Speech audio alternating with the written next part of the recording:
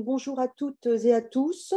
Je vous remercie pour votre présence nombreuse aujourd'hui puisque vous êtes plus de 150 inscrits et présents à nos côtés en ce moment puisque vous êtes en train de vous connecter. Donc, je me présente, je suis Ingrid Napi, économiste de la ville et de l'immobilier et professeure à l'École des Ponts Paris-Tech. Je suis par ailleurs directrice de recherche à l'Institut Louis Bachelier, notamment en charge des questions relatives à la transition écologique urbaine. Donc, je suis ravie de vous retrouver pour ce premier webinaire d'une série de 3 webinaires que nous avons conçus, Marcus Zepp, qui est professeur à l'École d'urbanisme de Paris, et moi-même, sur le sujet de la ville résiliente face au changement climatique. Avant d'introduire et de rentrer dans le vif du sujet, permettez-moi tout d'abord de remercier nos partenaires institutionnels avec qui nous avons monté cette série de webinaires, à savoir l'AIMF, l'Association internationale des maires francophones, qui regroupe 325 capitales et métropoles dans plus de 54 pays francophones, et Urbanisme en francophonie, plateforme, espace collaboratif et centre de ressources dédiés à l'urbanisme et aux villes, et sur laquelle d'ailleurs vous retrouverez cette vidéo. Je remercie également toutes nos équipes à la fois à l'Institut Louis Bachelier et à l'École d'urbanisme de Paris, qui nous permettent de mettre en place cette série de webinaires consacrés à la ville résiliente face au changement climatique. Alors, on le sait tous, 50% de la population vit en ville et d'ici à 2050, ce chiffre va s'accroître pour atteindre les 70%.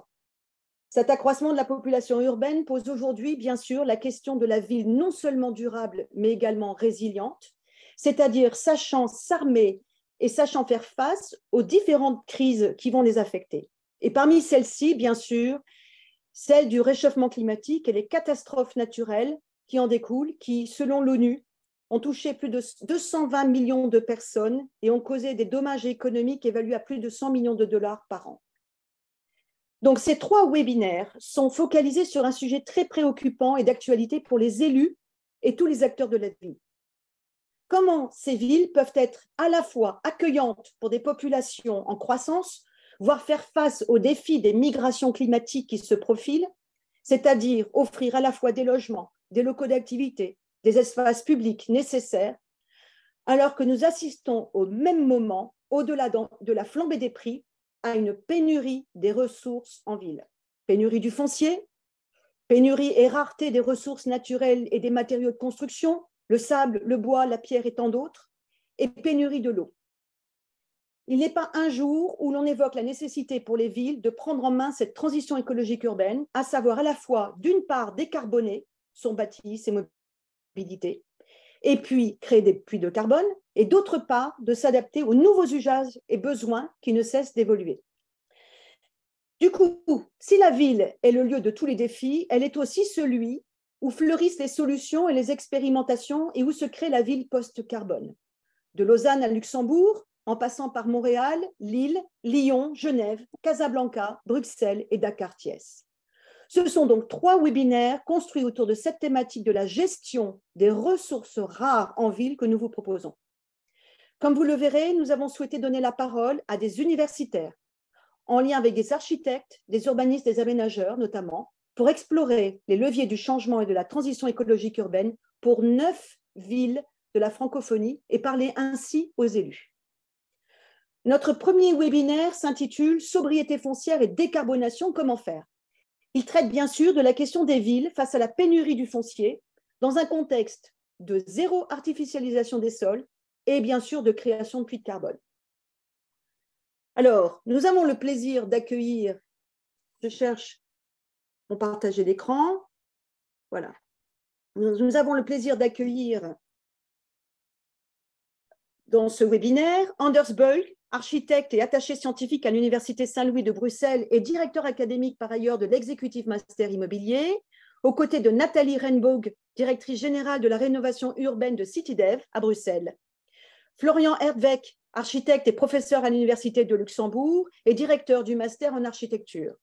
Accompagné de Panos Manziaras, architecte, directeur de la Fondation Braillard Architectes et directeur scientifique de la consultation internationale Luxembourg in Transition pour Luxembourg.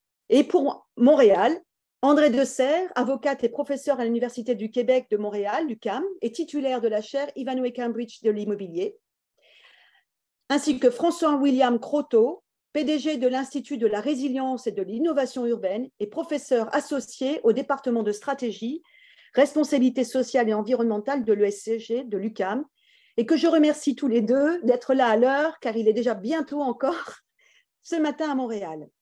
Je remercie également Sonia Guelton, qui fera la synthèse de ce webinaire et qui est professeure en urbanisme à l'Université Paris-Est Créteil et président de Foncier en débat. Donc, ce webinaire dure 1h30, on va rester vraiment dans le timing. Nous ferons remonter vos questionnements en fin de webinaire et ils tenteront de répondre. Je serai donc la garante du temps. Vous pouvez donc écrire vos questions dans l'onglet. Et je remercie Marcus Zeff, qui est également, que je ne vois pas là, mais qui est dans les invités également et qui prendra 3 questions pertinentes pour nos invités. J'aimerais revenir un bref instant sur les enjeux actuels du foncier dit résilient, sur le webinaire, et du foncier comme moyen de décarboner la ville et de participer au process en tant que puits de carbone. Bien sûr, cela évoque la question de la nature en ville, de la résorption des îlots de chaleur, de la perméabilité des sols, on y reviendra, de la densification de la ville, voire de sa surélévation, de la reconversion de friches industrielles ou urbaines, autant de sujets qui en France aujourd'hui sont pris progressivement en compte par les élus, les collectivités locales. Récemment, la loi climat et résilience de 2021 en France a souligné l'importance de ces enjeux environnementaux et notamment de la sobriété foncière. Cela se traduit, comme vous le savez, par de nouveaux enjeux, comme je viens de le décrire. Plutôt que d'étaler la ville, eh bien, c'est la recycler. C'est également restreindre drastiquement l'artificialisation des sols. On parle de ZAN, de zéro artificialisation nette à l'horizon de 2050, au profit des espaces naturels et des puits de carbone. Et puis, c'est la mise en place de fonds friches pour recycler l'existant et tant d'autres mesures. Donc, en fait, la question est comment faire la ville construire davantage pour accueillir des populations croissantes, alors que ces mesures sont en général plus coûteuses? Ou bien, comment constamment innover, c'est le maître mot de ce webinaire également, alors que les temps de l'aménagement et de l'urbanisation sont des temps longs? Comment faire sobre, qualitatif et pas cher à la fois? Comment préparer, en gros, les villes existantes à ce changement climatique qui nous affecte? Voici donc la parole à nos 3 invités pour aborder la question de cet urbanisme dit circulaire, de la sobriété du foncier, aux 6 invités. Nous commencerons à Bruxelles avec l'opération emblématique de Tivoli, innovante à sa livraison. Il y a eu peu, tout compte fait, et qui doit actuellement faire face à un changement de paradigme lié à la décarbonation. Donc, comment constamment innover sur l'existant, restant par ailleurs? Nous verrons ensuite le cas d'une ville d'un État, Luxembourg, où le foncier est le plus cher en Europe et qui se caractérise par un manque considérable de logements et qui réfléchit notamment à de nouvelles solutions pour à la fois décarboner et construire. Enfin, nous irons à Montréal questionner la question des friches industrielles et de l'innovation face aux enjeux évoqués. Sans plus tarder, je passe directement la parole au cas de Bruxelles et j'espère que l'équipe nous a rejoints. Je vais donc commencer par Anders Bulk. Anders, est-ce que tu pourrais nous rappeler dans un premier temps les caractéristiques du marché foncier à Bruxelles, dans quel environnement on évolue? Et je me permets de passer le diaporama. Parfait. Bonjour à tous. Merci Ingrid pour cette introduction. Effectivement, avant de rentrer dans le vif du sujet de la zéro artificialisation nette, je vais tenter de restituer quelques éléments clés pour avoir une bonne compréhension de Bruxelles, bien cerner les spécificités du territoire et de la région. Donc, Bruxelles est une capitale, une ville et une région. Il y a en Belgique 3 communautés linguistiques, une communauté française dans le sud du pays, une communauté flamande dans le nord du pays, une communauté germanophone à l'est. Il y a également 3 régions, une région flamande, une région wallonne et une région Bruxelles-Capitale.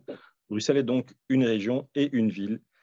Bien sûr, capitale de l'État fédéral belge, 3 gouvernements, mais aussi capitale européenne. Siège de l'OTAN, 30 000 fonctionnaires européens, 50 000 lobbyistes, des échelles politiques et des dimensions urbaines bruxelloises multiples. Alors, du point de vue de la taille, Bruxelles peut être assimilée à une grande ville secondaire allemande ou française, 1 200 000 habitants. Du point de vue de sa superficie, 160 km² de territoire, soit 16 000 hectares, c'est exactement la moitié de Londres. Une densité de population de 7 000 habitants au kilomètre carré, soit à peu près 3 fois moins que Paris, mais 2 fois plus que Chicago. Donc, Bruxelles est aussi la ville la plus cosmopolite au monde après Dubaï, avec une part de 62% de sa population vivant à Bruxelles, mais étant née à l'étranger. Et une région qui est en même temps assez riche, parce qu'elle a un PIB par habitant qui la classe dans le top 3 européen après Luxembourg et Londres, mais qui est en même temps considérée comme relativement pauvre, car du fait de sa morphologie urbaine, et c'est sur la slide suivante, on voit que le centre est assez pauvre, avec le croissant pauvre, comme on l'appelle, des revenus faibles et les populations les plus aisées vivant en première couronne, en deuxième couronne et surtout en périphérie. Alors, la périphérie de Bruxelles, et c'est ça la subtilité, ce n'est pas Bruxelles, c'est la Flandre ou la Wallonie. Ce sont deux autres régions. Donc, les impôts des travailleurs bruxellois qui vivent en dehors de Bruxelles sont payés dans ces deux régions et ne reviennent pas à la région bruxelloise. Il y a à peu près 700 000 emplois à Bruxelles, 350 000 emplois viennent de ces deux autres régions, donc exactement la moitié. Ce qui induit des mouvements pendulaires considérables et ce qui fait également de Bruxelles une des villes les plus embouteillées en Europe. Vous l'aurez compris, sur le plan de la perception de l'impôt, Bruxelles subit les conséquences de cette compétitivité entre elle et sa périphérie. Alors, au niveau logement, on a environ 600 000 logements à Bruxelles, 2 personnes par logement. Un tiers de ces logements se trouvent dans des maisons. Donc, c'est ça qui est important aussi au niveau de la caractéristique du tissu bruxellois. Bruxelles est une ville de maisons, maisons mitoyennes, 6 mètres de façade, un peu comme à Reims. Et ce sont de facto des logements relativement grands. La moyenne du logement bruxellois se situe entre 85 et 100 mètres carrés par unité.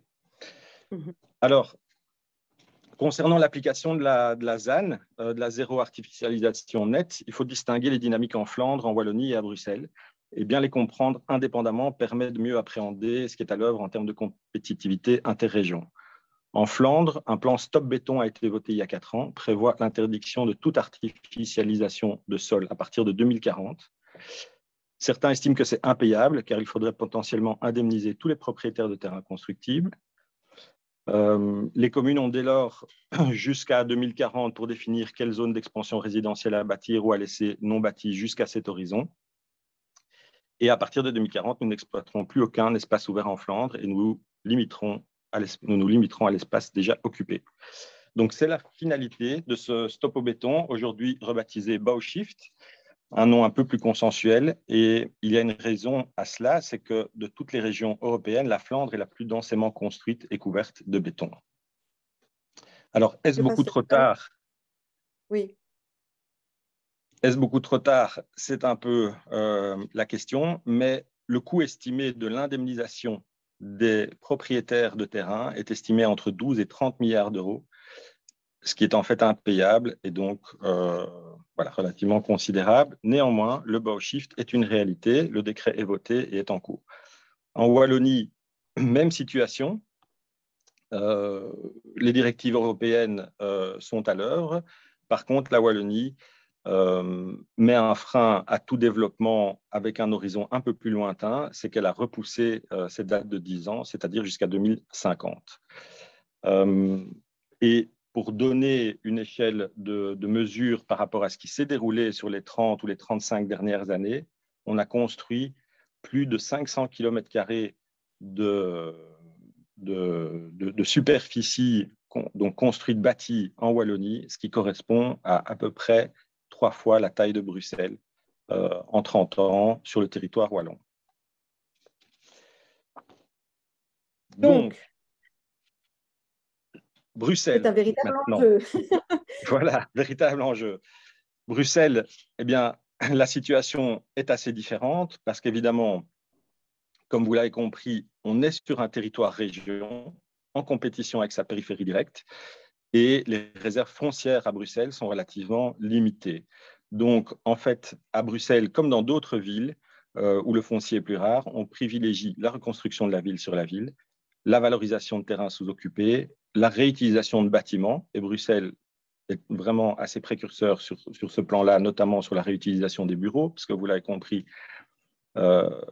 nous sommes le siège de toute une série d'institutions belges, européennes et étrangères qui nécessitent évidemment d'abriter toute cette fonction administrative.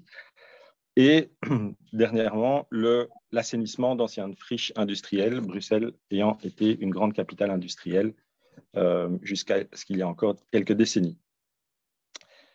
Les pistes vont se multiplier et Bruxelles a instauré des mesures qui visent à, d'une part, étendre le droit de préemption sur l'ensemble du territoire bruxellois pour pouvoir maîtriser la gestion de son foncier, limiter les constructions neuves. Et les promoteurs sont aujourd'hui obligés de justifier tout projet de démolition-reconstruction, au-delà des projets de plus de 1000 m². C'est-à-dire qu'il faut qu'ils présentent un bilan carbone. Ils doivent démontrer que l'immeuble ne peut pas être reconverti. Et donc, on rentre dans une ère assez nouvelle de ce plan de vue-là. Et la gestion du foncier public a aussi recours aujourd'hui à l'amphithéose majoritairement. Et ça, CityDev, qui est présent ici avec moi aujourd'hui, sera tout à fait en mesure de vous en parler, étant donné qu'ils sont à la pointe, ou en tout cas précurseurs sur l'implémentation de ce principe d'amphithéose sur le territoire bruxellois. Alors, pour bien comprendre encore Bruxelles au niveau de la population, et peut-être pour faire le lien avec CityDev, il faut comprendre aussi que les phénomènes de migration, c'est-à-dire d'habitants bruxellois qui quittent le territoire de Bruxelles, existent depuis les années 60. Bruxelles avait 1,1 million d'habitants dans les années 60 au siècle dernier, a perdu progressivement 250 000 habitants pour arriver en dessous de 900 000 habitants dans les années 90 et a retrouvé aujourd'hui 1 200 000 habitants, donc connaît une croissance démographique depuis les années 90. Donc, en 2022, l'année dernière, Bruxelles a été la seule région belge dans laquelle le solde naturel a été positif, 15 000 naissances, 9 000 décès. Le solde migratoire international est très positif, 32 000 arrivées, dont 11 000 avaient la nationalité ukrainienne. Un solde migratoire interne, par contre, négatif. C'est-à-dire qu'il y a moins de déménagements d'une région vers Bruxelles que de déménagements de Bruxelles vers les régions. Et cette forte croissance de population est donc due à un solde naturel positif, un solde migratoire international très positif et un solde migratoire interne négatif. Il faut Merci. Alors, au-delà de ces constats... Oui, je t'écoute.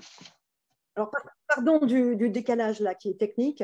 Donc, du coup, forte demande de logement, je suppose. Donc, comment la ville tente de résoudre cette question? Donc, est-ce qu'on peut parler de CityDev, de cette opération, notamment de l'aménageur et de Tivoli, je pense? Exactement. Et au-delà de cette opération qu'on va décrire, je pense que Nathalie nous a rejoint, c'est quand même la question d'une opération qui a été innovante, qui est déjà lancée depuis quelque temps, et comment la ville fait face à aujourd'hui cette préoccupation climatique et cette préoccupation de décarboner, une opération qui a déjà tous les labels inimaginables. Oui, alors je me permettrai de faire un lien en fait avec l'activité de CityDev et puis je laisserai Nathalie parler du projet et de reprendre. Mais donc, pour bien comprendre aussi, et c'est pour ça que j'ai situé ces éléments, Bruxelles a perdu sa population, comme on l'a vu pendant des décennies, mais avant ça, et je l'ai mentionné aussi, Bruxelles a connu une activité industrielle assez considérable, donc entre 1850 et 1950, puis déclin de l'industrie et donc exode de l'industrie qui a quitté la ville. CityDev a dès lors été créé dans les années 70. On le voit ici sur le slide, 74, création ça ne s'appelait pas CityDev à l'époque, mais la Société de développement urbain pour maintenir en fait l'activité économique en ville.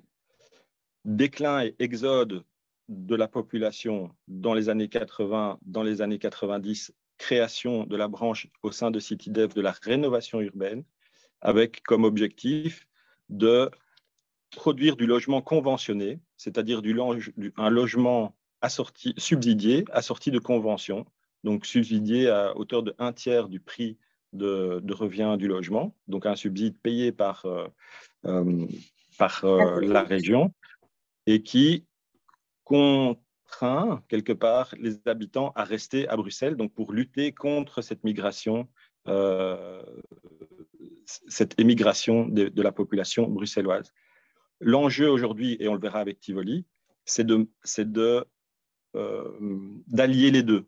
Et vous le verrez dans le projet qui sera présenté, c'est de mélanger des projets aujourd'hui qui sont souvent sur des anciennes friches industrielles, mais qui combinent l'activité économique, l'activité productive, l'activité industrielle urbaine avec le logement. Et on verra dans des exemples de cohabitation comment cette mixité se traduit au niveau de la typologie urbaine. Je vais vous presser parce qu'on a quand même un timing. Donc, du coup, on arrive à cette opération Tivoli. Est-ce que Nathalie est là? Je ne la vois pas. Je suis là, mais malheureusement, apparemment, la caméra ne veut pas fonctionner. Décidément, on n'a que des petits pépins techniques aujourd'hui. Bon, mais je suis là.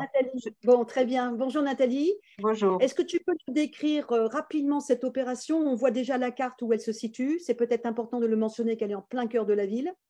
Voilà, tout à fait. Donc ça, c'est le premier acte en fait de durabilité qu'un aménageur urbain peut faire, c'est d'essayer d'implanter une opération en ville, proche des transports en commun, proche de tous les besoins de la ville.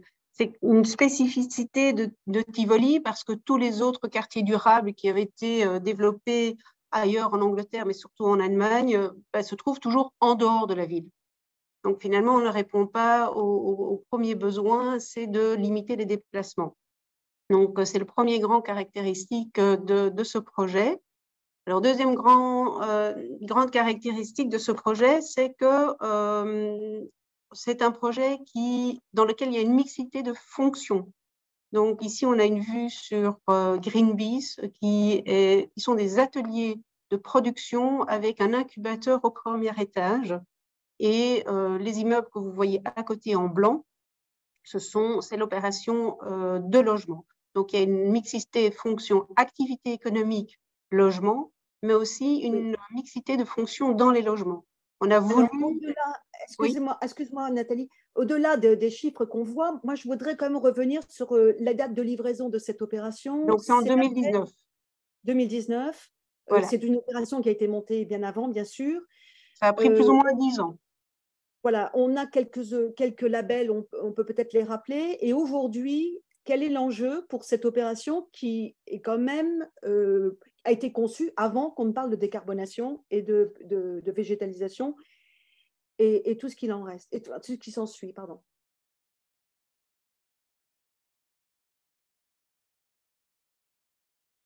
Allô? Ah, on n'entend plus. On a perdu Nathalie. Vous m'entendez? Oui. Voilà. Est-ce que tu as entendu ma question? Pardon. Oui, j'ai entendu ta question. Donc, aujourd'hui, les logements sont livrés et il ne reste plus qu'une seule parcelle à développer, enfin 2 parcelles. C'est Greenpeace 2 pour faire une tour d'activité économique et l'habitat groupé, le CLTB, qui doit développer son logement. Donc, je parlais… aujourd'hui, en fait, ce projet fait encore bien face aux nouveaux objectifs de circularité que nous connaissons. Par contre, effectivement, tous les autres aspects de la durabilité ont déjà été développés sur ce site. Donc, par rapport à la circularité, on n'en parlait pas en 2019. Il faut avoir conscience qu'en 2009, il faut avoir conscience que le cahier de charge a été écrit en 2009. Donc, tous les objectifs de développement de ce projet ont été écrits en 2009-2010.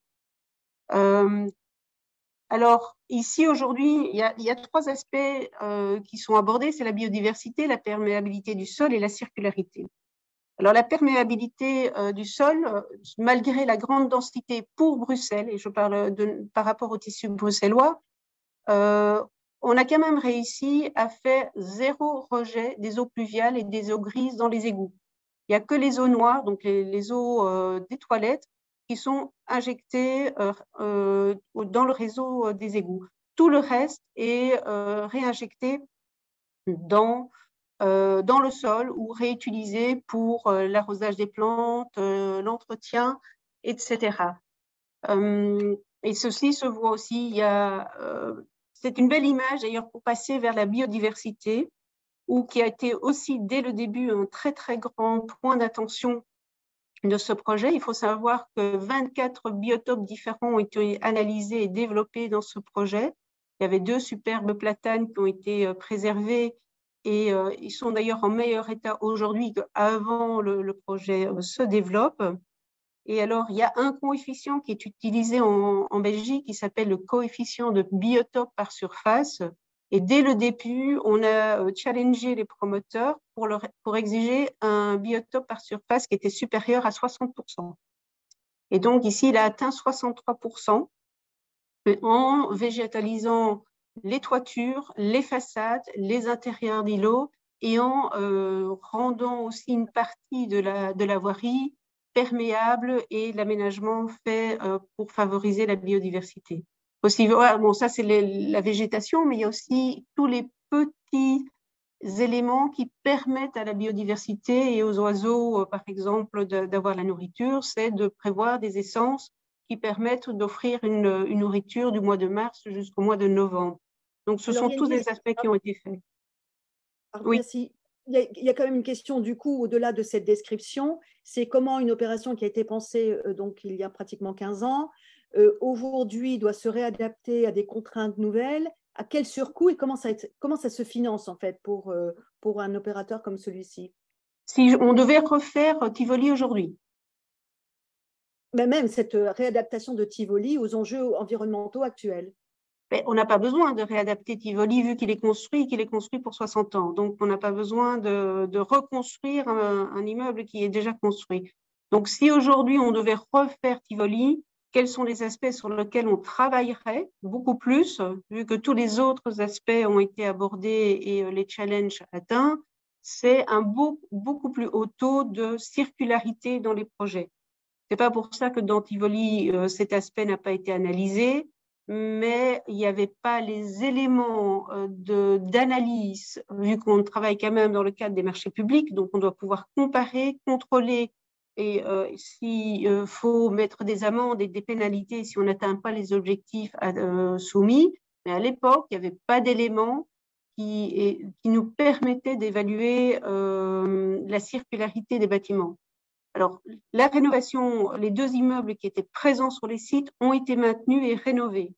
Il y a eu un travail de récupération des dalles, des carrelages de chaque immeuble. Donc, ce point de vue-là de la circularité était déjà bien analysé, ainsi que tout le traitement des déchets sur chantier, parce que ça, on a exigé aussi de l'entreprise de construction de faire un tri sélectif très sévère, pour lequel d'ailleurs il a acquis des primes.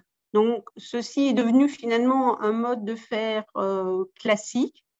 Alors, qu'est-ce qu'on ferait nous aujourd'hui? C'est imposer beaucoup plus la réutilisation des matériaux, qui n'était le cas à l'époque, parce qu'on peut le contrôler, on peut le peser, et s'il faut, on peut mettre des amendes si ce n'est pas suivi. Mais c'est rare qu'on applique des amendes. Donc, voilà. D'accord. Merci beaucoup. Merci Nathalie. On va passer sans plus tarder donc, au cas de Luxembourg avec Florian et Panos. Pardon. Est-ce qu'on peut dire la même chose pour Luxembourg? Il y a quand même des points communs avec ce qu'on vient de dire sur Bruxelles. Florian? Oui, il y a quelques points communs. Il y a aussi pas mal de différences. En fait, ce qui est intéressant à Luxembourg, c'est qu'en effet, c'est le pays, parce qu'en fait, on parle d'un pays, et je vais aussi un peu parler de la ville, mais c'est un peu spécial, c'est un petit pays que mes collègues géographes appellent un pays relationnel. Donc, c'est le pays qui a le plus de croissance économique. La croissance, elle est assez continue depuis plusieurs décennies maintenant. Et avec des salaires les plus élevés, et tout ça, cette croissance, elle a été principalement générée, ou elle est générée pour financer le système social et surtout les rentes les plus développées, les plus élevées en Europe. Donc, en fait, c'est une sorte de spirale. Il faudrait continuer la croissance pour refinancer le système social. Et donc, les effets de cette croissance, c'est bien évidemment, on a l'empreinte carbone la plus élevée en Europe et la deuxième la plus élevée au monde. Donc, le Earth Overshoot Day avait lieu cette année le 14 février. Donc, le jour où le pays a épuisé les ressources pour ses habitants. Donc, voilà. Donc, en gros, et on sait qu'il n'y a aucun pays au monde qui a réussi aujourd'hui à découpler la croissance des effets de cette croissance sur l'environnement, ni le Luxembourg, d'où cette empreinte carbone très élevée. Alors, en termes de foncier, ce qui est intéressant, bien évidemment, c'est un petit pays et donc la pénurie de foncier est très visible. Hein, et le foncier, nous savons, enfin, le fait qu'on ne puisse pas reproduire du sol est vraiment très, très visible dans ce petit pays où moins de 12% du foncier n'appartiennent qu'à la main publique. Ou autrement dit, 88% sont en main privée. Et on n'a jamais, donc on savait depuis les années 90 que le pays avait besoin de croissance économique et démographique par conséquence. C'est Jean-Claude Juncker qui l'a dit d'ailleurs en 2001 dans un débat parlementaire et c'était le grand scandale quand il parlait de Luxembourg qui aura 700 000 habitants en 2050. Et on y est presque. Hein. Dans 2-3 ans, on va être à 700 000 habitants. On a actuellement 660 000, plus de 665 000 habitants. Et d'ailleurs, par rapport à Bruxelles, je ne sais pas, il faudrait vérifier, mais Luxembourgville, en tout cas, on a plus de 70% d'étrangers. On a toutes les, bien évidemment, on connaît l'industrie des finances qui a installé plus de 4 000 fonds d'investissement. On a les sièges européens des grands tech, donc Amazon a son siège européen au Luxembourg, etc. Donc, on a une très grande croissance qui rencontre une pénurie de foncier disponible et qui est très, très lentement développée aussi. Donc, on a tout laissé dans la main des promoteurs, la production de logements notamment, et qui construisent très, très peu par rapport à la demande. Donc, c'est Lucius Burkhardt qui a dit que ça fait un siècle que le marché libre nous doit finalement l'hypothèse qu'une demande créerait aussi une offre.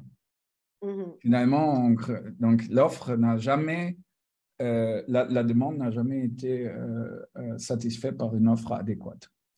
Donc, par conséquent, les nouveaux habitants, juste encore la dernière slide parce que je suis à la fin, par conséquent, il y a la majorité des nouveaux habitants qui arrivent, donc on a un delta très, très positif par rapport aux gens qui arrivent et les gens qui partent. On a tous les gens qui arrivent, qui s'installent généralement en périphérie donc de Luxembourgville, qui concentrent la majorité des jobs, donc des emplois.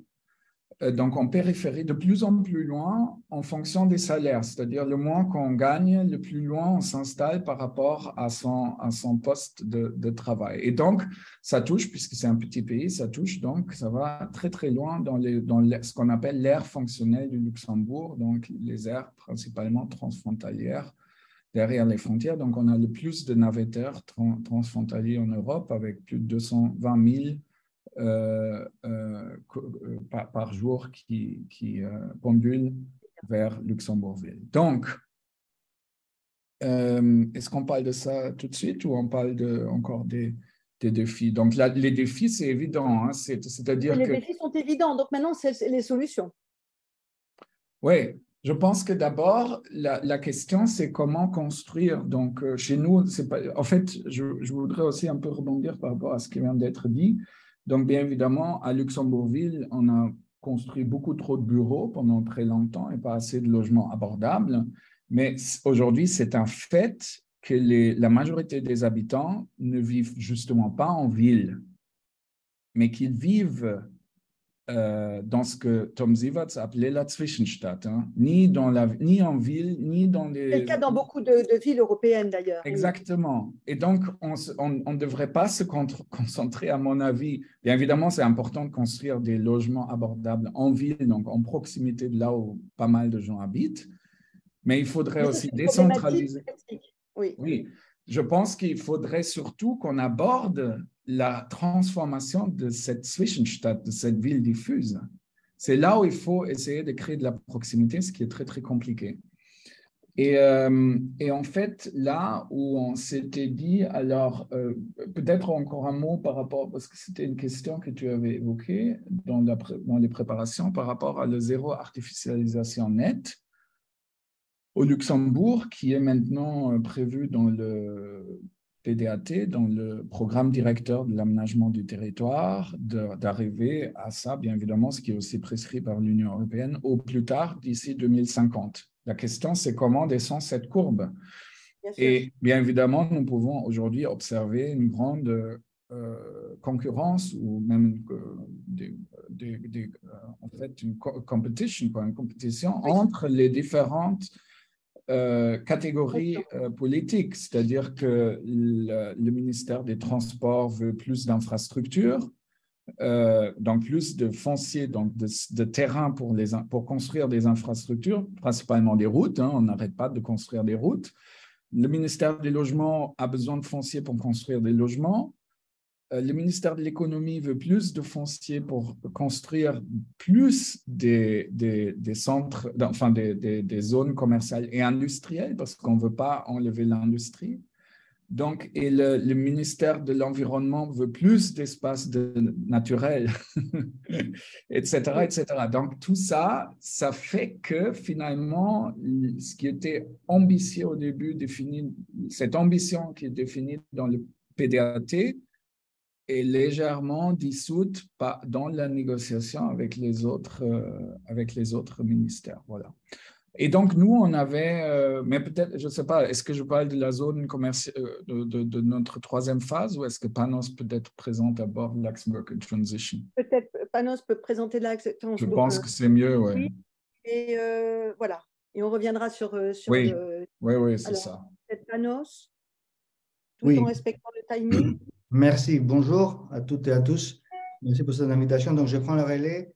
En effet, donc, c'est dans ce contexte que la Fondation Braillard, architecte et moi personnellement, j'ai été invité à participer, à plutôt organiser une réflexion coordonnée, une consultation, comme on appelle, qui a été d'abord une méthode qui a été d'abord développée, disons, de manière, je dirais, prototypique dans l'expérience du Grand Paris. De la consultation du Grand Paris en 2008, entre 2008 et 2010, c'est l'image que vous voyez au milieu, c'est le cahier des charges qui a été présenté de manière internationale, où nous avions à l'époque retenu 10 équipes, dont Jean Nouvel, Richard Rogers et d'autres, qui avaient réfléchi sur cette question de la construction d'une ville post-Kyoto, de la métropole post-Kyoto. C'était le sous-titre de cette consultation. Et parce que c'était justement 20 ans, 15 ans après le protocole de Kyoto, à la fin du protocole de Kyoto. La question, bien sûr, étant comment construire, à partir de ce moment-là, une métropole proche des impératifs écologiques. Je rappelle, en 2008, les architectes et les urbanistes étaient pratiquement totalement ignorants des questions écologiques. Ce n'était pas enseigné dans les écoles d'architecture, ce n'était pas dans les revues d'architecture, rarement en tout cas, très peu, de manière tellement exceptionnelle que c'était vraiment problématique. Alors, c'était la première fois où on a essayé de construire un discours, disons, qui problématise la question du développement urbain du point de vue écologique, et on s'est cassé la figure, on va dire comme ça, parce qu'en fait, à l'époque, les 10 équipes, sauf quelques-unes exceptionnelles, dont une Allemande, n'avait pratiquement pas l'idée comment poser cette question, comment résoudre ou comment aborder le problème par la construction du bâti. Évidemment, on a commencé à comprendre le paradoxe du rapport entre ville et nature, évidemment, et les opposés qu'on voit de plus en plus. Alors, cette expérience m'a permis après de monter la même opération à Genève, en prenant la direction de la Fondation Braillard. Et là, effectivement, on est allé plus loin. On a parlé de la ville-paysage, de la Stadtlandschaft, donc du XXIe siècle. Donc, une construction plus écologique dans la manière de poser le problème, effectivement, avec des équipes plus avancées dans leur pensée, parce qu'il y avait déjà l'opération du Grand Paris, et certaines équipes du Grand Paris ont répondu à celle du Grand Genève, et on a eu donc une émulation entre équipes, parce qu'il y a là un protocole de travail, on va parler tout à l'heure, qui permet aux équipes de croiser leurs regards et de construire ensemble, disons d'abord un récit, ce qu'on appelle en anglais un narrative, un narratif, on dit maintenant en franglais, mais en même temps quelques solutions spatiales pour la transformation du territoire urbain dans un sens écologique. Encore ce terme, le rapport urbanisme-écologie, reste pour l'instant vague, et je dirais même, en étant un peu critique et autocritique, et je dirais problématique. Et on est un peu, je dirais, populiste, on va dire, dans ce sens-là. Donc, la troisième opération, celle du Luxembourg, que nous avons montée après ces deux premières opérations, était davantage, je dirais, proche de la question écologique parce qu'elle posait la question des métriques, de la mesure de notre distance par rapport à la bonne solution. Je rappelle, parce que Ingrid, tu l'as bien rappelé, qu'il y a la question de la décarbonation, la question de la résilience. Aujourd'hui, on parle de résilience. Et alors, la décarbonation a des métriques, le CO2 au mètre carré par personne, etc. Par contre, la résilience n'a pas de métriques. On ne sait pas comment mesurer la résilience d'une ville. On peut le faire seulement après une destruction, après une catastrophe. Combien de bâtiments vont être inondés, brûlés, etc. Ça, c'est un vrai souci pour les architectes et les ingénieurs et les autres disciplines, parce qu'il n'y a pas, je dirais, des normes, du coup, pour ça. On ne sait pas ce que c'est, mis à part le séisme. On sait quelles sont les normes pour le séisme, mais l'équivalent pour la résilience écologique d'un espace construit n'existe pas. Et ça, c'est le grand défi pour nos métiers. Donc, c'est pour ça que nous avions monté cette consultation, Luxembourg en transition, avec une gouvernance évidemment très déterminée. Je m'adresse ici aux élus qui écoutent, qui sont là, président de ces webinaires, une gouvernance très claire, très déterminée, très visionnaire, et pas du tout coincée dans des hypothèses d'élus. Je rappelle que c'est une très mauvaise idée aujourd'hui d'être élu d'un territoire en transition. Deuxième chose, il faut avoir une dynamique locale très forte, c'est-à-dire il faut que ce soit bottom-up. Il faut avoir les trois piliers disciplinaires, les sciences exactes pour mesurer, les sciences du projet pour dessiner et les sciences sociales pour, pour diagnostiquer les effets sociaux des changements. Il faut comprendre que c'est une aventure humaine, c'est-à-dire on travaille ensemble, et ça se voyait dans les photos. Il faut avoir des sessions créatives, ce n'est pas des sessions techniques dans le sens premier du terme. Bien sûr, ça existe aussi. Il y a des stratégies de communication parce que le récit, le narratif, comment on appelle, le récit de la transition se fait en même temps que vous êtes en train de travailler. Les mécanismes de suivi pour voir si on a bien travaillé après, par la suite, c'est-à-dire comment on monitore des projets, comme on le voit à Bruxelles, par exemple, c'est exactement ce qui a été fait, etc. Donc, tout ça pour dire que le travail a permis, ce type d'organisation a permis de voir maintenant ce que Florian va présenter, son travail sur FEDS. Oui, donc ça, c'était… dans ce cadre-là. Pardon? Exactement. Dans ce cadre-là, oui, voilà. parce que ce que tu n'as pas dit, non, c'était divisé en trois parties, donc trois phases. La consultation du Luxembourg 2050 était divisée en trois phases. La première phase était la métrique, donc ce que tu as bien dit. Donc, c'est pour ça qu'on s'était associé au LIST, Luxembourg Institute for Science and Technology, avec 600 chercheurs, dont des économistes, ingénieurs, etc., qui savent justement tout calculer. Et aussi, comme tu disais, très important, on s'était associé aussi au CEL, donc Center for Ecological Learning, donc c'est du Transition Movement, donc qui sont très proches des citoyens, et donc qui nous ont donné des outils aussi de co-création, très importants, parce que sinon, on ne peut plus être dans un projet de top-down. Donc, en gros, la deuxième phase, c'était vraiment faire un projet territorial, mais transcalaire, Et la troisième phase consistait à approfondir tout ça dans un site spécifique. Et nous, on avait dit, donc toujours selon cette question, comment donc absorber la croissance démographique, je parle bien de croissance démographique, sans pour autant imperméabiliser. Je pense que je ne dois pas expliquer ici pourquoi il ne faut plus imperméabiliser. Et donc, on avait dit que le site, donc les zones commerciales, posent là un vrai réservoir foncier. C'est vraiment, incroyable, on a vu toutes les zones commerciales les unes à côté des autres, ce que ça crée comme territoire qui est presque aussi grand que la capitale du pays. Donc, et la zone commerciale ici la plus grande, donc on avait choisi la plus grande, bien évidemment, que nous avons appelée la mère de toutes les zones commerciales au Luxembourg, était construite dans les années 70 à côté le long d'une autoroute. Bien évidemment, les zones commerciales ont toujours besoin d'une route pour être relié au système de réseau de voitures et de camions, très important pour livrer les biens qui sont produits dans le monde entier. Donc, il y a une empreinte carbone très, très élevée. Là, du coup, à Feuz, il y a 60 000 voitures par jour donc, qui émettent 55 tonnes de CO2 par jour. Et il y a surtout, ce qui est important pour nous, 6 200 places de stationnement dont le taux d'occupation varie autour de 15% par jour. C'est que 2-3 jours dans l'année avant Noël où il y a vraiment 70-80% de ces places qui sont occupées. Donc, en gros, on a tous les soucis liés à cette imperméabilisation. Donc, c'est un îlot de chaleur incroyable, perte de biodiversité, etc., problème d'évacuation d'eau. Donc, là, vous voyez, et bien évidemment, c'est un processus très, très complexe que je ne peux pas synthétiser ici, mais peut-être en tirer une stratégie majeure. Comment enlever étape par étape, les voitures ou réduire les voitures sur place. Donc, on avait de la chance ici à Feuz parce que le gouvernement prévoit une station de tram d'ici fin des années 20. Donc, on a Feuz qui va être très bien intégré dans les réseaux de transport en commun.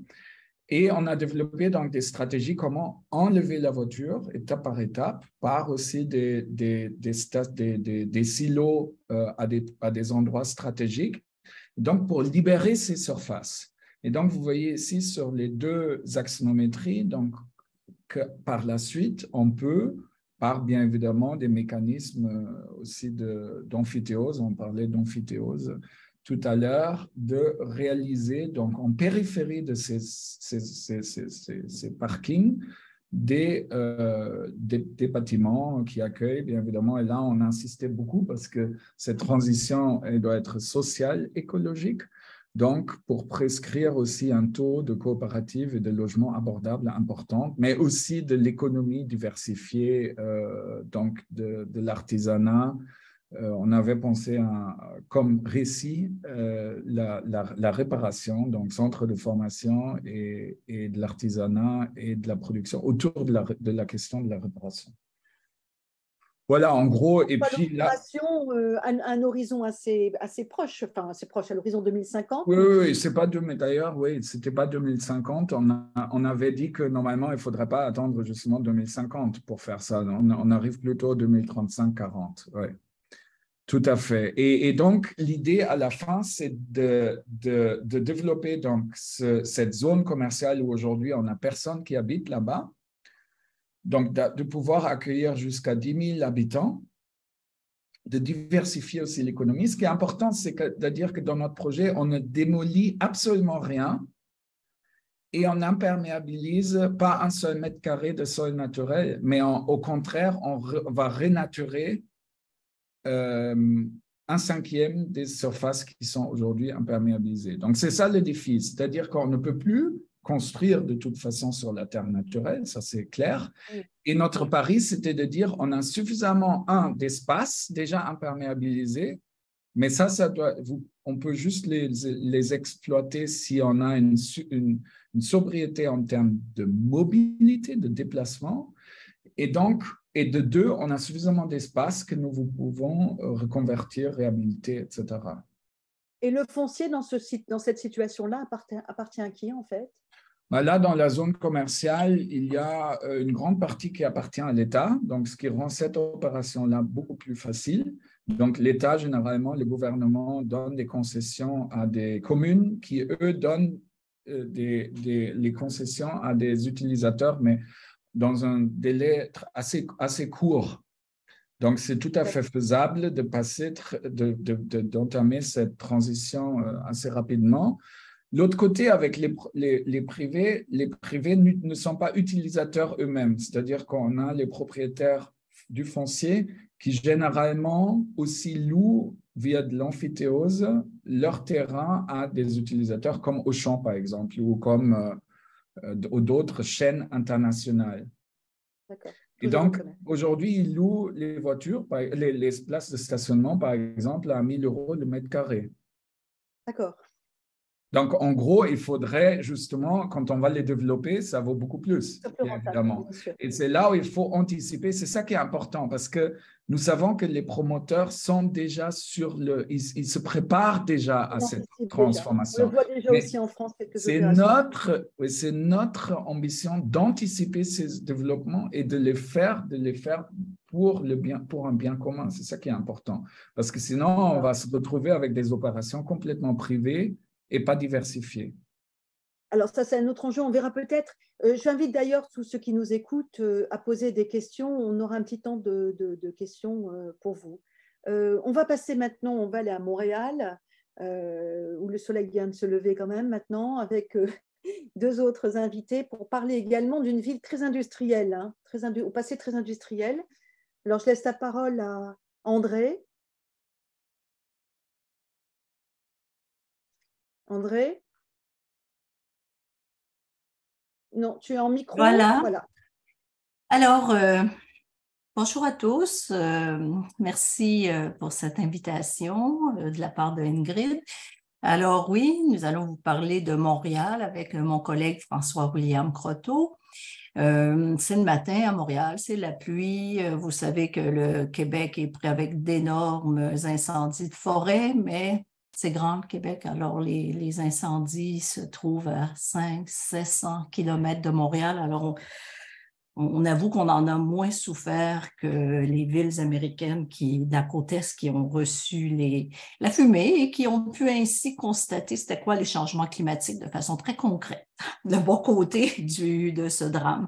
Alors, voilà, Montréal... il faut comprendre Montréal à partir du fait qu'elle est une île. Là, la carte, elle est un peu rétrécie. C'est une île dans un archipel. Et l'île de Montréal a environ 50 km de long, s'étend sur quelques 482 km². L'île de Montréal en soi a 16 villes, en fait, incluant Montréal. Montréal a elle-même 19 arrondissements.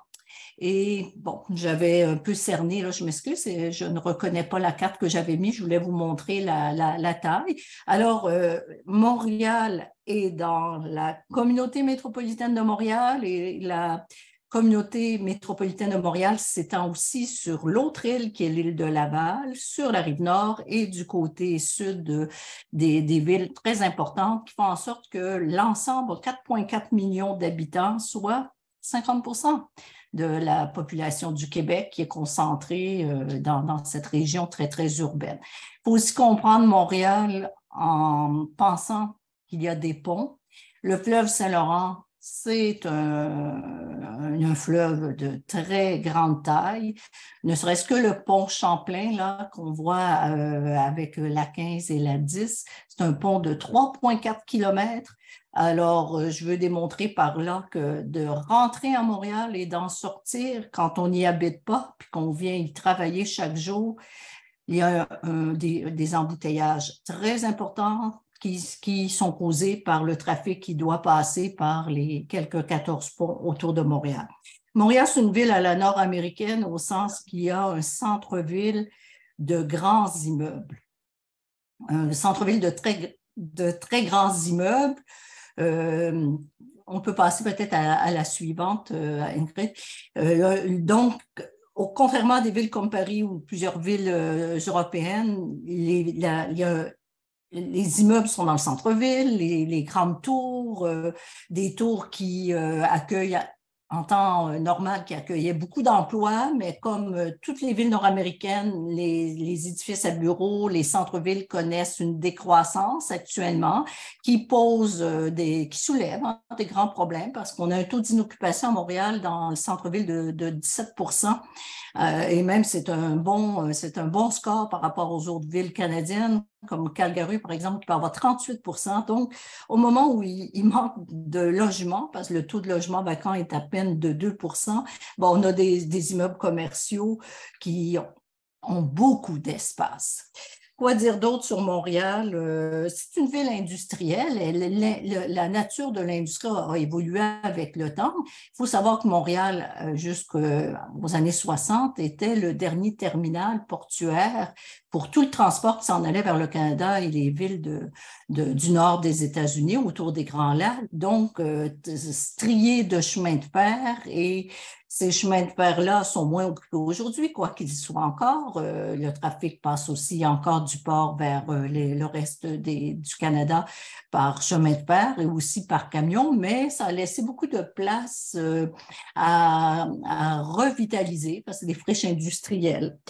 Montréal aussi souffre depuis la COVID de nouveaux, si on peut dire, une nouvelle tendance d'étalement urbain. C'est tentant pour les jeunes familles d'aller vivre un petit peu plus en banlieue avec la maison classique du rêve américain, un petit pavillon, une cour, une piscine, 2 autos.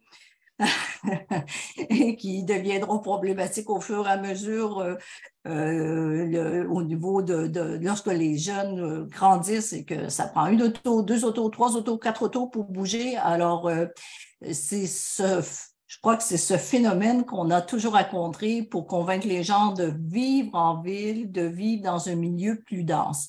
Montréal est beaucoup moins dense que Paris. Je voyais un chiffre que je trouvais intéressant, 7 fois moins dense que Paris. Par contre, c'est la 2e ville la plus dense en Amérique du Nord. Alors, vous voyez comment la densification des villes est très différente.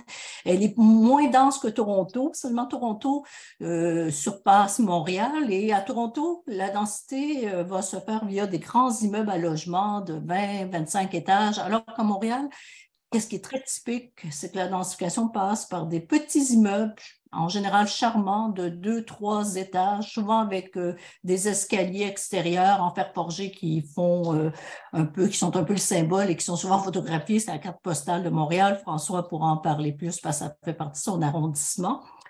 Au niveau plus démographique, mais on a de l'immigration, on a eu des problèmes importants aussi créés par, si on peut dire, un tout dans les lois d'immigration avec le chemin Roxham qui fait en sorte qu'il y a 50 000 demandeurs d'asile qui passent à chaque année, qui arrivent automatiquement à Montréal, et ça a créé un problème de logement. Il a fallu même avoir des moyens de transférer les réfugiés qui arrivaient, les demandeurs d'asile, pardon, qui arrivaient vers Ottawa, vers Toronto, parce que on se retrouve avec un niveau de logement très faible, et en plus, on a de l'itinérance. Donc, c'est les problèmes des grandes villes américaines, nord-américaines, pardon. Quoi dire de plus? Mais Montréal, c'est une ville universitaire. Revenons sur le sujet du foncier, du coup. Comment la ville gère son foncier par rapport à cette demande accrue? Il y a du foncier à Montréal, mais il y a du foncier qui demeure à revitaliser et à dépolluer en général. Fait que c'est un peu un projet de cette sorte-là qu'on va vous présenter. Oui. Il y a plusieurs îlots qui font l'objet de longues consultations. Il faut savoir que les promoteurs ne sont pas toujours très enthousiastes à l'intérieur de la Ville de Montréal parce qu'il y a un règlement qui oblige tout promoteur avec un projet d'une certaine importance de construire d'inclure dans son projet, que ce soit un immeuble ou un projet immobilier, 20% de logements sociaux, 20% de logements abordables et 20% de logements familiaux, donc 3 chambres à coucher, ce qui ne fait pas le bonheur de plusieurs d'entre eux qui vont souvent se mettre en périphérie de la ville. Hein. La ville représente une partie de l'île de Montréal. Alors, il y a un obstacle politique, si je peux dire, qui fait l'objet de lourds et nombreux débats, mais il y a un obstacle aussi de disponibilité du terrain. Alors, ce qu'on va vous présenter, c'est François qui va continuer, c'est juste la carte, s'il vous plaît, je vais juste préciser juste avant. Vous voyez ça, on est en plein centre de Montréal, la carte a été courtée, on est en plein centre de Montréal et, excuse-moi, celle avec, oui, très bien, ça c'est l'arrondissement Rosemont-la-Petite-Patrie dont François a été maire pendant 12 ans et si on va à la diapo suivante, on va vous présenter un projet à l'intérieur de l'arrondissement et pourquoi il y a un petit, j'ai encerclé de jaune le petit point. Bon, ça, c'est le grand projet en soi. Et qu'est-ce qui est intéressant, c'est que la surface entourée de rouge, cette fois-ci, c'est le métro. Donc, c'est un terrain très, très bien situé sur une station de métro de la ligne orange, donc une ligne qui va directement dans le centre-ville et le long de ce qu'on appelle, nous, des réseaux express de vélo, donc une autoroute de vélo sur la rue Saint-Denis qui permet aussi de se transporter à Montréal et se permettre de se transporter dans les universités. Il faut retenir que Montréal, dans le centre-ville, là, il y a plusieurs grandes universités. Il peut y avoir 250 000 à 300 000 étudiants dans les mois de session. Donc, c'est un déplacement considérable et ça occupe beaucoup de logements aussi. Alors, je passe la parole à François pour mieux décrire le projet qu'il a piloté avec une perspective de maire. Il nous reste 10 minutes, hein? Oui, oui. Oui, oui. Si on peut revenir derrière, s'il vous plaît, Ingrid, en fait, à la première slide où on a la localisation du bâtiment, la photo en noir et blanc, simplement pour la mise en contexte et faire la suite de ce que André a dit, la suivante, s'il vous plaît. Donc, celle-ci, merci beaucoup.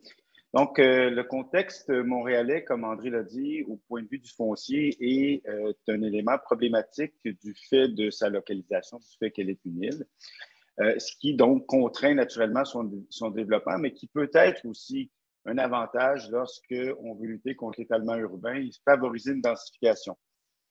Encore faut-il s'assurer que cette densification soit à la hauteur des besoins et des complexités que l'on doit gérer dans une ville comme Montréal. Une des facettes importantes qu'il faut retenir, c'est que les terrains qui demeurent aujourd'hui disponibles pour le redéveloppement de la ville, ce sont essentiellement les anciens terrains industriels qui servaient autrefois la production, l'entreposage et le commerce et qui étaient en grande partie alimentés par les nombreux chemins de fer, comme André l'a dit. Et on voit ici un exemple typique d'une zone et d'une friche industrielle qui, autrefois, était très active. Sur la carte que vous voyez, vous avez le chemin de fer du Canadien-Pacifique qui traverse le Canada et qui se rend jusqu'au port de Montréal. Et cette voie ferrée a comme caractéristique de traverser le cœur de la ville de Montréal et qui fait que cette frontière artificielle sépare plusieurs quartiers montréalais et crée donc des entraves. Ce quartier était autrefois les ateliers municipaux, donc c'était l'endroit où on fabriquait le mobilier urbain, mais aussi là où on faisait la réparation des véhicules automobiles, des véhicules camions de la ville de Montréal, et donc un site fortement pollué. Si on peut juste revenir, on va un peu trop vite sur les slides, s'il vous plaît. Et donc, un site très pollué, un site qui nécessitait une revitalisation. Un des avantages de la requalification de ce site, c'était que c'est un terrain qui appartenait à la ville de Montréal et qu'on savait à l'avance que le site allait être abandonné. Donc, une planification qui a été réalisée avec une optique de densification, de mixité sociale, mais avec des impératifs environnementaux qui n'étaient pas ceux que nous avons aujourd'hui. Donc, à l'époque, on parlait davantage de développement durable, donc de canopée, de verdissement, sans nécessairement parler de minéralisation des sols ou encore de résilience, qui est un discours beaucoup plus actuel. Le site a été donc développé sur une dizaine d'années. Un des éléments qui est important de mentionner, c'est que à Montréal, la particularité de la législation au point de vue réglementaire, elle est régie par les arrondissements. C'est-à-dire que le plan d'urbanisme de la Ville de Montréal est adopté par la Ville, mais la réglementation d'urbanisme, donc l'encadrement de la construction, des usages et du zonage est régi par les arrondissements, ce qui donne énormément de pouvoir à des territoires qui peuvent à ce moment-là donc travailler sur les particularités locales. Ce que vous voyez sur la photo, c'est le projet terminé. Donc, on l'a vu tout d'abord, c'est un site donc d'atelier. L'un des éléments à mentionner, c'est que naturellement, il y a des condos, des copropriétés divises que vous voyez tout en haut en jaune, qui sont des copropriétés qui ont été développées à la fois en abordabilité, mais surtout en privé, avec du commercial. Au centre, vous voyez des coopératives d'habitation et du logement social qui ont été aménagées avec des éléments de géothermie et également de gestion des eaux pluviales. Tout à côté, vous voyez un bâtiment blanc, c'est une bibliothèque municipale qui a été réalisée en intégrant un bâtiment patrimonial industriel, donc une requalification en intégrant donc ces bâtiments pour des services et qui inclut également ce qu'on appelle chez nous un centre de la petite enfance, ce qu'on peut appeler une crèche, et avec un parc, etc. Je voulais juste, avant d'aller un petit peu plus loin… Le temps passe très vite, donc on va peut-être passer les descriptions pour aller directement sur le bilan. Exactement. Il reste 4 minutes, même pas. Hein.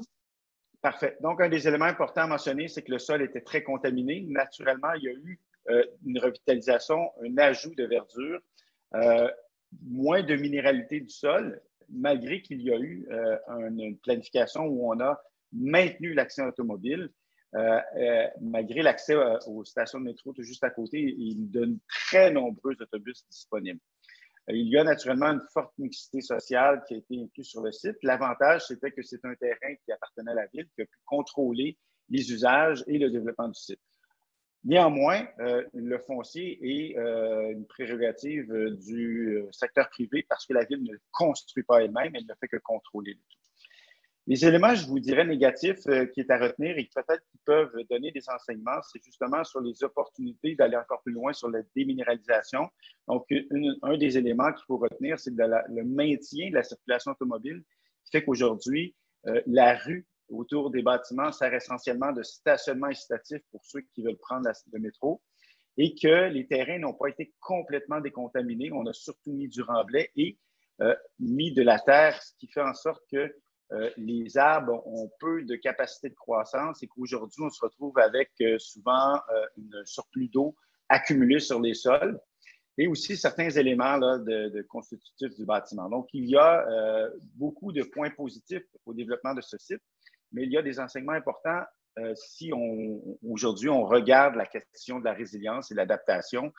Ce projet, autrefois avant-gardiste et qui est un exemple, nous permet aussi aujourd'hui de voir de quelle manière on peut planifier les autres sites qui seront en construction et qui le sont actuellement tout juste à côté parce que tout le long de cette voie ferrée, les terrains industriels sont en requalification urbaine présentement. Merci. Alors, je ne sais pas, avant de passer à la conclusion et à la synthèse et à l'ouverture de ce webinaire, est-ce qu'il y a des questions dans la salle? Marcus? Oui, j'ai bien surveillé les questions. Pour l'instant, il n'y en a pas. Mais moi, je profite en fait pour poser une question. Je trouvais très intéressant la diversité des 3 cas où on parle d'un côté en fait de la valorisation du foncier au centre-ville et la question de la périphérie. Donc, pour moi, se pose la question comment intervenir sur cette question de la fragmentation sociale. Donc là, par exemple, on a vu aussi les problèmes qui se posent dans une situation complexe au centre de Montréal. Tout à l'heure, on a vu en fait au Luxembourg qu'il y a une grande partie de la population qui arrive et qui augmente, la démographie s'installe en périphérie.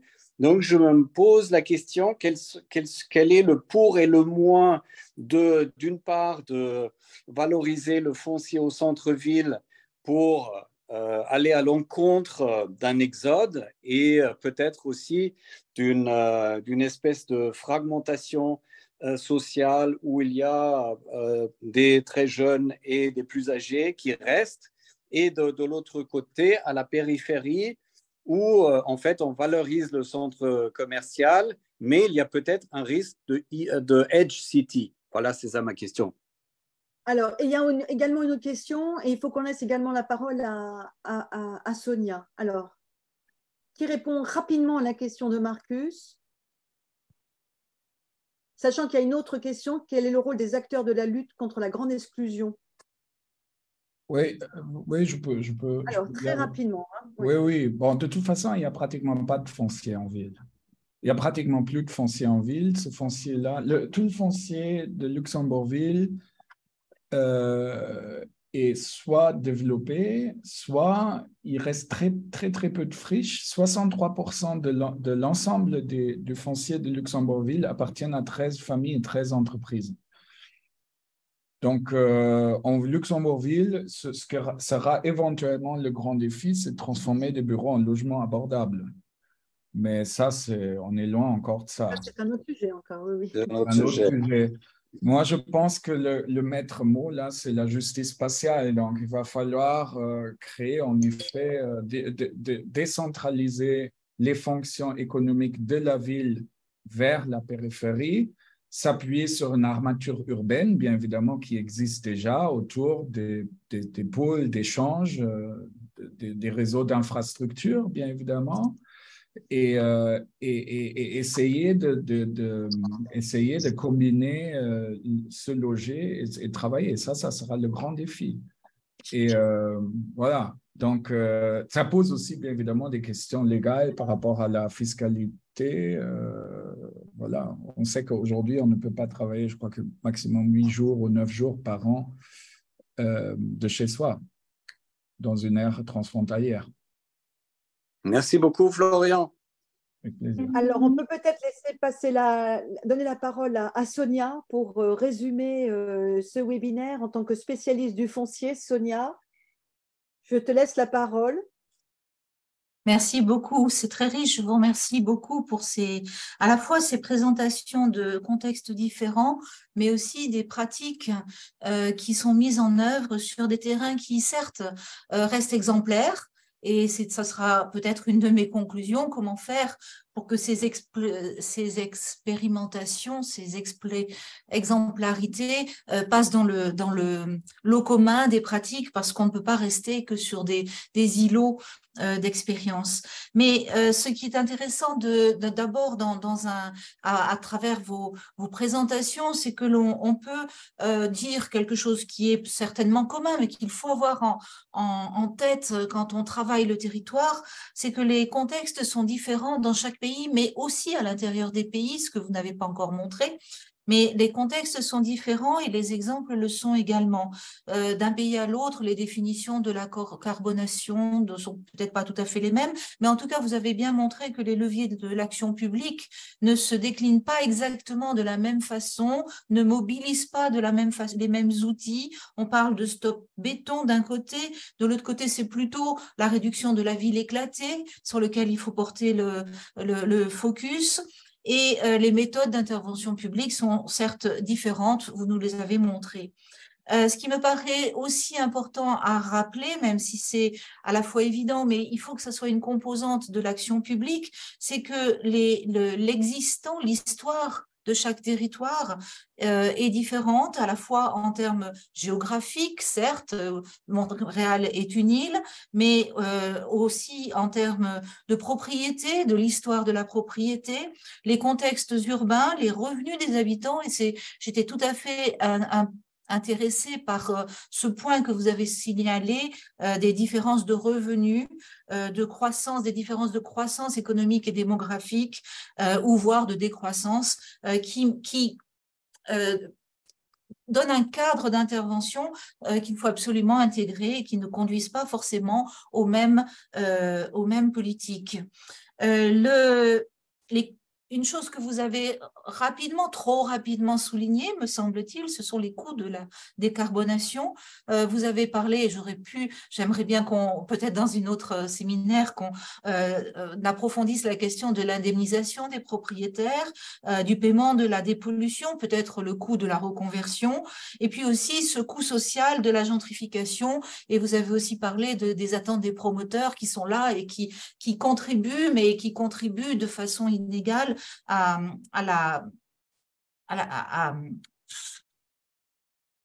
l'organisation du territoire et aux possibilités de décarbonation. Alors, ce qu'on peut retenir, me semble-t-il, et qui est commun à tous vos projets, c'est l'effort de conception pour réduire la carbonation, aussi la volonté de mobiliser des capacités d'innovation dans les conceptions et les usages, mais avec des moyens différents, la participation au Luxembourg, des priorités quelque peu différentes, le logement social à Montréal, les contraintes foncières qui sont différentes, la localisation, la propriété, la dépollution et la vacance qui n'est pas visiblement répartie de la même façon. Donc, ces exemples montrent qu'on peut y arriver, qu'il y a des possibilités avec des évolutions qu'il faut mener sur le temps long, de la réconciliation des échelles des projets et aussi la prise en charge des surcoûts. Les pistes d'action, puisqu'il faut, qu'est-ce qu'on peut interroger, sur quelle base peut-on essayer d'intervenir? Il me semble, ce que j'ai retenu de vos présentations, c'est que le foncier est la base de l'aménagement, mais ce n'est qu'un maillon de la chaîne du territoire et de la décarbonation. Il doit permettre d'articuler des objectifs, les objectifs sociaux, les objectifs économiques, les objectifs sur l'eau, l'énergie, qui contribuent à la carbonation ou à la décarbonation. Et le foncier n'est qu'un intermédiaire, peut-être une plateforme qui va permettre l'articulation de ces actions à mener. Le foncier va permettre d'absorber la croissance démographique ou au contraire son déclin et de ménager la perméabilisation des sols. Et la difficulté, c'est de réconcilier ces objectifs sur un même territoire avec une action concertée, coordonnée. Vous avez souligné tous le besoin d'associer l'aménagement au mouvement pendulaire, de limiter les déplacements, de ménager les inégalités sociales. Cela veut dire qu'il faut non seulement regarder, mixer les fonctions, mais il faut aussi articuler les espaces, ce que vous ne montrez pas toujours, ce que ne montrent pas en général les aménageurs, qui s'occupent d'une galette un peu définie avec un périmètre, alors que le foncier doit permettre cette articulation des espaces. C'est ce qu'on voit très bien sur les images. Vous parlez de réduire l'émiettement territorial au Luxembourg. Et voilà, c'est vraiment cette articulation qu'il faut ménager et que le foncier synthétise. Donc, il faut porter une grande attention à ce qu'on fait du foncier dans cette vision. Mais l'autre point important que j'ai retenu, c'est la gestion des transitions, la gestion du temps, la gestion des risques. Vous avez parlé de la résilience. Et je pense que dans l'expérimentation de la décarbonation, eh bien, il faut penser mouvement. Il faut penser mouvement, évolution, adaptation, mais sans oublier l'objectif final, qui est l'objectif de développer la ville. Quels que soient les moyens, c'est ce qu'on cherche, c'est développer le territoire, mais dans un certain sens, avec le sens environnemental, les moyens peuvent être différents, ils peuvent varier, mais ils vont s'articuler dans le temps. Je regardais en France l'expérience des écoquartiers qui date de 2008 et qui continue à être un moment fort des politiques publiques en réactualisant les objectifs, toujours dans cet objectif général d'écoquartier. Maintenant, on introduit la décarbonation. Voilà un exemple de politique qui va se poursuivre.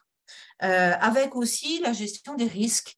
Je crois qu'on ne peut pas faire, ça fait partie de la résilience des territoires et de la gestion du temps. Il faut se préparer à l'inconnu, et vous l'avez tout à fait bien dit. Alors, les solutions sont pas faciles, mais d'être informé, d'être attentif permet d'être réactif. peut-être pour terminer sur ces leviers, anticiper l'aménagement. Moi, j'ai bien aimé, l'un de vous deux a dit, il faut anticiper l'aménagement au profit du bien commun. C'est peut-être ce côté des politiques publiques qui nous anime, nous urbanistes, et le foncier va jouer son rôle en articulant les objectifs. Alors, quels leviers? Vous les avez soulignés, quelques-uns. Les leviers opérationnels. Bon, effectivement, optimiser les gisements fonciers. Certes, ils ne sont pas répartis de la même façon entre les territoires. Il y a des endroits où il y en a beaucoup, il y a des endroits où il y en a peu, mais l'attention sur les interstices, les friches, les fameux chemins de fer désaffectés, la vacance, la réutilisation des bâtiments, voilà une piste que beaucoup de politiques publiques mènent aujourd'hui. Mais un de mes collègues vient d'écrire un article en disant ça ne va pas suffire. Ça ne va pas suffire pour loger toute cette croissance démographique. Soit on arrête de construire, l'un d'entre vous a dit on arrête la construction neuve ou on la limite, mais du coup, où va-t-on loger la population? Où va-t-on loger nos enfants?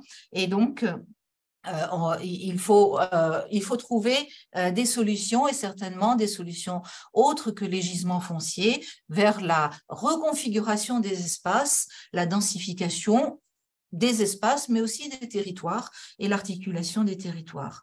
Une autre façon d'intervenir, c'est optimiser les usages. Beaucoup de réflexions encore très expérimentales sont en cours. Vous en avez souligné certaines. La multifonctionnalité, libérer les surfaces de stationnement, articuler les espaces, mutualiser entre jour et nuit. Il y a un pan d'innovation à développer sur cette optimisation des usages qui va avec l'occupation foncière, mais qui la dépasse un peu. Mais surtout, il faut aller plus loin. Il faut expérimenter, certes, innover, ça a été un peu votre maître mot, mais l'innovation souvent se réduit, je reviens sur mon propos initial, à quelques exemples des expérimentations. Là, à quoi on doit réfléchir, c'est comment développer ces bonnes pratiques pour qu'elles se généralisent avec, au-delà des propriétés publiques sur lesquelles vos projets se situent et qui facilitent grandement les interventions. Eh bien, l'expérimentation, certes, mais il faut la rendre accessible à tout le monde, tout en anticipant sur le développement qui préserve le bien commun. Je vous remercie beaucoup pour toutes ces pistes que vous avez soulevées. Merci beaucoup, Sonia, pour cette synthèse très dense et très révélatrice de la complexité des sujets qu'on a abordés. Bien évidemment, on aurait pu aussi aborder la question des coûts par rapport à ces grandes opérations de décarbonation, mais ça sera l'objet certainement d'un autre webinaire. En tout cas, je vous remercie tous pour votre présence. Je pense qu'on a passé un moment assez réparti en Europe comme en Amérique du Nord. Je vous remercie. Donc, je vous renvoie au deuxième webinaire qui aura lieu dans moins de 15 jours, à savoir lundi 29 juin à la même heure, heure parisienne, et qui sera donc sur notre ressource, qui sont les ressources pour construire les logements, construire la ville, à savoir le sable, le bois, les pierres et tous les autres matériaux pour construire la ville de demain. Donc, vous retrouverez toutes les informations pour vous inscrire à ce second webinaire sur la plateforme, sur les différentes plateformes, notamment celle de l'Institut Louis Bachelier, École d'urbanisme de Paris, mais également Urbanisme en francophonie et l'AIMF. Et enfin, vous retrouverez ce premier webinaire en vidéo dans les prochains jours sur la plateforme Urbanisme en francophonie. Merci à tous encore pour votre présence. J'espère qu'on se retrouve dans très bientôt et très bonne journée à tous. Merci beaucoup.